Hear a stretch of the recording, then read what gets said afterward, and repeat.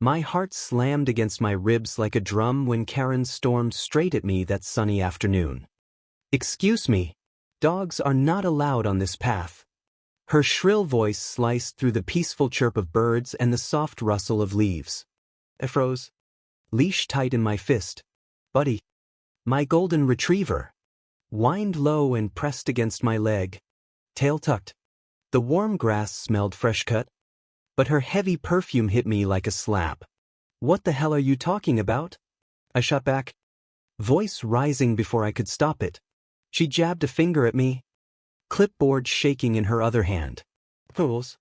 Charles, this is a fine-free pedestrian zone. No pets. That's $500. Pay it or we escalate." She shoved the ticket at my chest. $500. For walking my own dog on a path we had all used for years. My face burned. Neighbors' curtains twitched. One guy across the street paused mowing his lawn. Eyes wide. I ripped the paper from her hand, crumpling it slightly.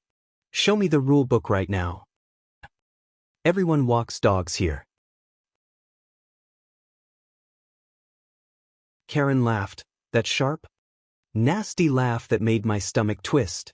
"Oh honey, I enforce these rules every day. You think you're special? Pay up." Her heels clicked away on the pavement like she had already won. I stood there breathing hard, Buddy sighing heavily at my feet. The sun felt too bright on my neck.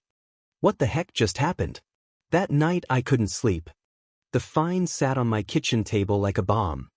Buddy curled beside the couch, heavy breaths filling the quiet room. I kept replaying her smug face. "No way." I was done being pushed around.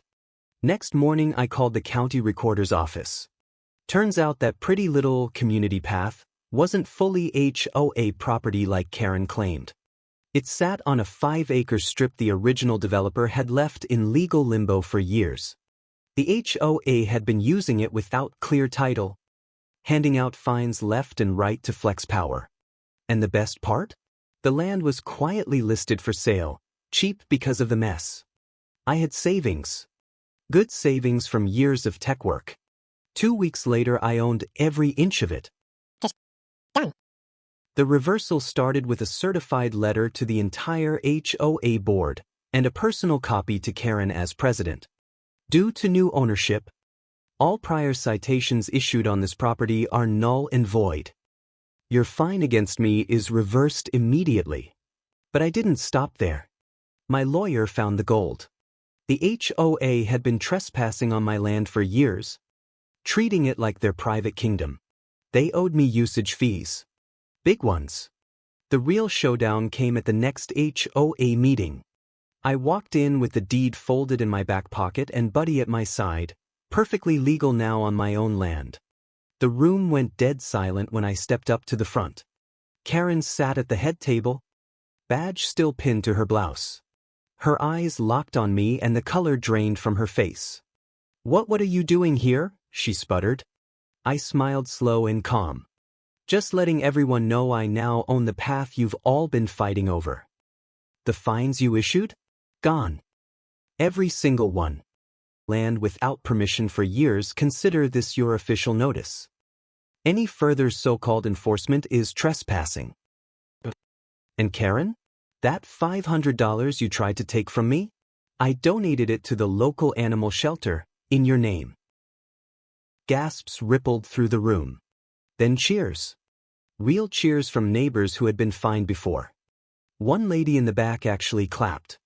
Karen's mouth opened and closed like a fish out of water. Her hands shook so hard the papers on the table rattled. "You can't do this," she shrieked, voice cracking. "This is outrageous. I'll fight you." I leaned in just a little. "You already lost. Karen, the land is mine. Much? They don't apply anymore." She tried everything after that. Lawyers, screaming matches at meetings, even a desperate petition to the board. But the documents were ironclad. 1 month later the HOA was in total chaos.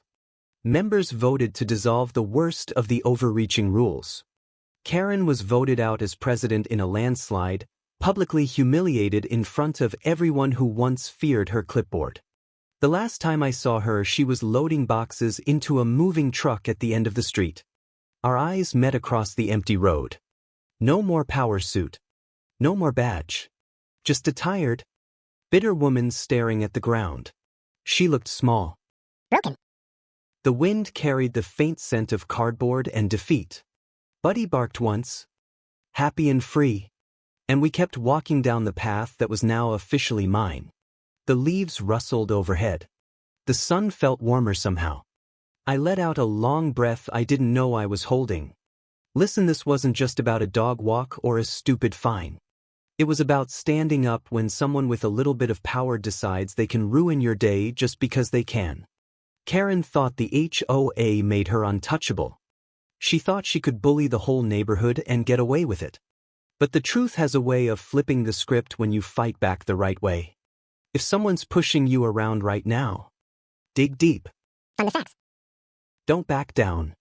You might just end up owning the whole battlefield and watching the bully walk away with nothing but regret.